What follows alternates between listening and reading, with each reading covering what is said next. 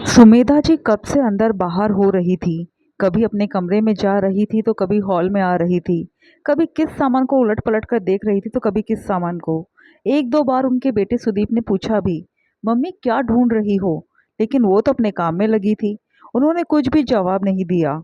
आखिर जब थोड़ी देर बाद खुद ही थक हार गई तो बस अपनी वाली फॉर्म में आते हुए बोली, हे भगवान, हमारे घर में पहले कभी एक कील भी गायब नहीं होती थी, लेकिन ये बहू के आने के बाद पता नहीं कुछ भी सामान नहीं मिलता।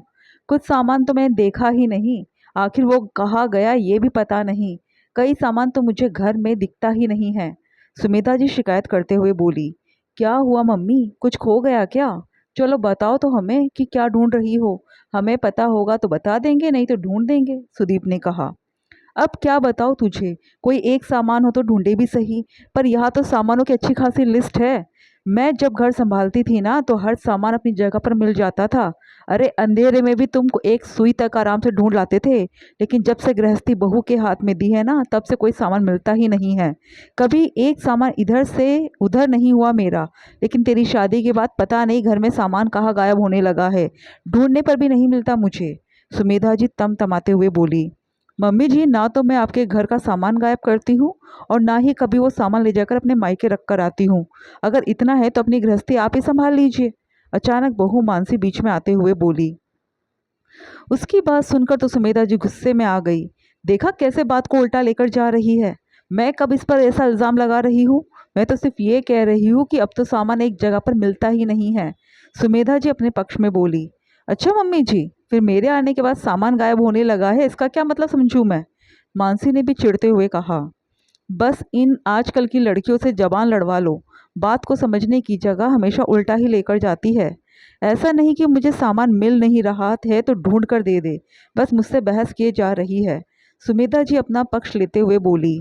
काफ़ी देर से चुपचाप तमाशा देख रहे ससुर प्रदीप जी ने भी अखबार एक तरफ रखा और बोले, बहू तुम रसोई में जाओ, मैं बात करता हूँ। आखिर जब ससुर जी ने ही कह दिया तो मानसी रसोई में चली गई। आखिर वो अपने ससुर जी का बहुत सम्मान करती थी, क्योंकि प्रदीप जी कम बोलते थे लेकिन जो बोलते थे बिल्कुल सटीक बोलते थे। और सबसे बड़ी बात, वो कभी भी पक्षपाती निर्णय नहीं निकालते थे। तब प्रदीप जी ने सुमिता जी से पूछा, अब तुम बताओगी भाग्यवान कि तुम्हें ऐसे क्या ढूंढ रही थी? ऐसा कौन सा सामान है जिसके पीछे तुमने घर की शांति को अशांति में बदल दिया? उनकी बात सुनकर सुमेधा जी तो नकते हुए बोली, अच्छा, मैं तुम्हारे घर की शांति को शांति बदल रही हूँ? मुझ पर ही इल्ज़ाम लगाओगे, पर अपनी लाडली बहू को कुछ नहीं कहोगे? मेरा ही बोलना सबको गलत लगता है, अगर ऐसा है तो अब से नहीं बोलूँगी। तुमसे जो पूछा है उसका जवाब दो ना। ये अनर्गल बातें करके तुम अपने आप को सही साबित तो नहीं कर सकती हो। बताओ तो सही, ढूंढ क्या रही थी? प्रदीप जी ने बड़ी ही शांति से कहा, मेरा चश्मा नहीं मिल रहा है। कल रात को टीवी देखते समय मैंने यही रखा था टेबल पर, और आज पता नहीं कहाँ गायब हो गया है। अगर मेरी चीज़ सही जगह पर रख नहीं सकते हो तो हाथ लगाते ही क्यों हो, और फिर बात का बतंगड़ बनाते हो और मुझ पर इल्ज़ाम लगाते हो कि मैं घर में अशांति फैलाती हूँ, लोगों पर झूठे झूठे इल्ज़ाम लगाती हूँ। प्रदीप जी की एक बात पर सुमेधा जी 10 बातें सुनाते हुए बोली। ये सुनकर तो प्रदीप जी भी मुस्कुराने लगे। उन्हें मुस्कुराता हुआ देखकर सुमेधा जी और ज़्यादा चिढ़ गई और लगभग चिल्लाते हुए बोली, अब ऐसे मुस्कुरा क्यों रहे हो? मैंने कोई चुटकुला बोल दिया है क्या? तब प्रदीप जी हंसते हुए बोले, मैंने सुना है कि इंसान बुढ़ापे में चीज़ें भूलने लग जाता है। मतलब तुम्हारा ही बुढ़ापा आ गया है? अभी सुबह ही तो तुम बाहर बरामदे में बैठकर अखबार पढ़ रही थी, अपने उसी चश्मे के साथ जिसे तुम वही बरामदे में छोड़कर आ गई थी। अभी भी वो वही पड़ा होगा। सुमेधा जी ने बाहर बरामदे में जाकर देखा तो उनका चश्मा वही बाहर पड़ा हुआ था। उन्होंने अपना चश्मा उठाया और अपनी आंखों पर लगाया और चुपचाप अंदर कमरे में जाने लगी। ये देखकर प्रदीप जी बोले, अरे भाग्यवान, गलती तुम्हारी थी और तुम दूसरों पर इल्ज़ाम लगा रही थी। कितनी जबान चलती है तुम्हारी, कम से कम उस किए की माफ़ी तो मांग लो। बस मेरा ही बोलना सबको बुरा लगता है। मैंने तो कुछ भी गलत नहीं कहा था, लोग गलत समझते हैं तो मैं उसका क्या कर सकती हूँ? सुमेधा जी अभी भी अपनी गलती मानने को तैयार नहीं थी। वो तो अभी भी बराबर बहस कर रही थी।